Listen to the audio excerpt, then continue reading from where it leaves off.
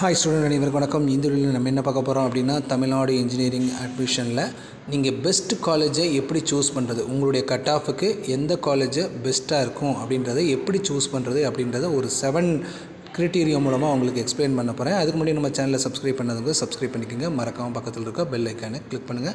அப்போ தான் நம்ம கூட எந்த ஒரு வீடியோவாக இருந்தாலும் உங்களுக்கு உடனுக்குடனே வந்து சேரும். சரி, வாங்க வீடியோக்குள்ளே போகலாம். அதாவது ஒரு இன்ஜினியரிங் காலேஜில் சேர்கிறதுக்கு முன்னாடி நீங்கள் கோர்ஸை செலக்ட் பண்ணிக்கோங்க.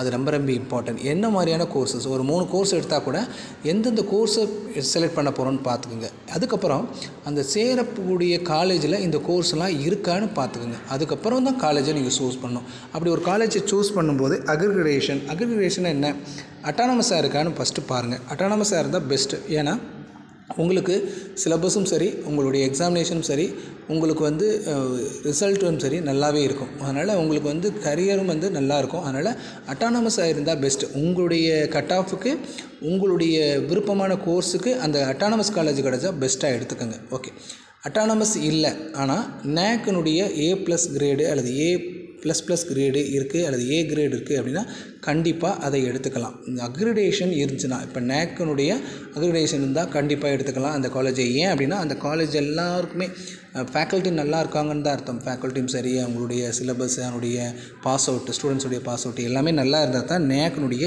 A+ அல்லது A++ அல்லது A கிரேடு இது எல்லாமே கிடைக்கும். ஸோ அக்ரிகேஷனை ஃபஸ்ட்டு பார்த்திங்கன்னா ஒரு காலேஜ் நீங்கள் கோர்ஸை சூஸ் பண்ணதுக்கப்புறம் காலேஜினுடைய அட்டானமஸாக, அக்ரிகேஷன் A+ஆ இதெல்லாம் பார்த்துக்கணும்.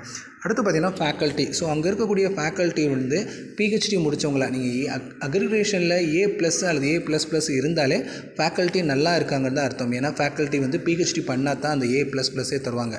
ஸோ ஃபேக்கல்ட்டி பார்க்கணும். அடுத்து இண்டஸ்ட்ரி இன்டகிரேஷன் அப்படின்னா என்ன அப்படின்னா, இப்போ ஃபார் எக்ஸாம்பிள் நீங்கள் ஒரு மெக்கானிக்கல் டிபார்ட்மெண்ட் எடுக்கிறீங்கன்னா அந்த மெக்கானிக்கல் சம்மந்தமாக இண்டஸ்ட்ரி விசிட் கூட்டு போகிறதுக்கு அவங்க டைப் பண்ணியிருக்கணும். அப்போ தான் நீங்கள் உங்களுக்கு தியரிட்டிக்கலாகவும் படிச்சுக்கிறீங்க, மெக்கானிக்கலாகவும் நீங்கள் எக்ஸ்பிரிமெண்டலாகவும் போய் மெக்கானிக்கல் ஃபீல்டை கொஞ்சம் ரிசர்ச் பண்ண முடியும்.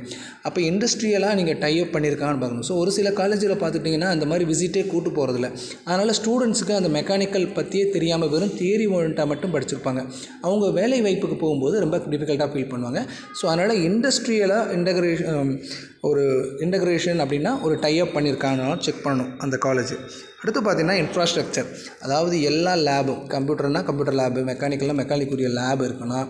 அதே மாதிரி லைப்ரரியில் நிறையா புக்ஸ் இருக்கணும். ஸோ கட்டிடமும் பார்த்திங்கன்னா நமக்கு ஃபேக்கல்ட்டி நமக்கு தேவையான அளவுக்காவது இருக்கணும். இதெல்லாம் இருக்கான்னு பார்க்கணும். இன்ஃப்ராஸ்ட்ரக்சரும் ஒரு மெயின் ஃபேக்டர். இன்ஃப்ராஸ்ட்ரக்சர் நல்லா இருந்தாலேவும் அங்கே இருக்கக்கூடிய எல்லாமே நல்லா இருக்கும்னு ஒரு இது இருக்குது. சரிங்களா?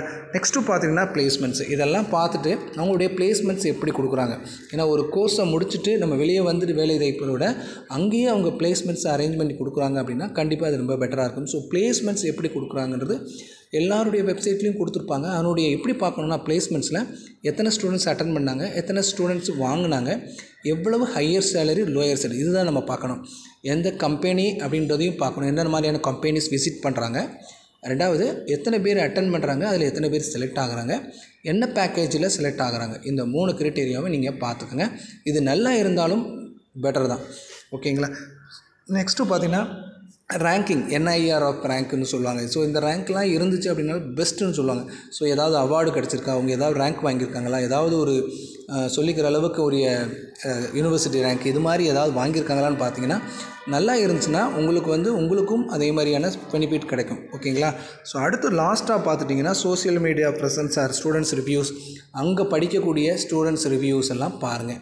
நீங்கள் நிறைய வெப்சைட்லேயே கொடுத்துருப்பாங்க ஸ்டூடெண்ட்ஸோட ரிவ்யூ, அல்லது ஓல்டு ஸ்டூடெண்ட் யாரோ அவங்களுக்கு தெரிஞ்சவங்க அங்கே படிச்சிருந்தாங்கன்னா இதெல்லாம் பார்த்துட்டு போய் ஜாயின் பண்ணுங்கள்.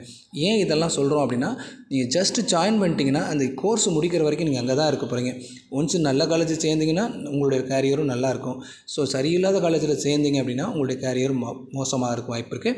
அதனால் இதெல்லாத்தையும் நீங்கள் செக் பண்ணிவிட்டு ஜாயின் பண்ணுங்கள். ஃபஸ்ட்டு அட்டானமஸ், அதுக்கப்புறம் நேக்கு, அடுத்து NIRF ரேங்க்கு, அவங்களுடைய ஃபேக்கல்ட்டியுடைய இது, அதுக்கப்புறம் பார்த்துக்கிட்டிங்கன்னா நெக்ஸ்ட்டு பார்த்திங்கன்னா பிளேஸ்மெண்ட்ஸ் எப்படி இருக்குன்றதை தெளிவாக பார்த்துக்குங்க.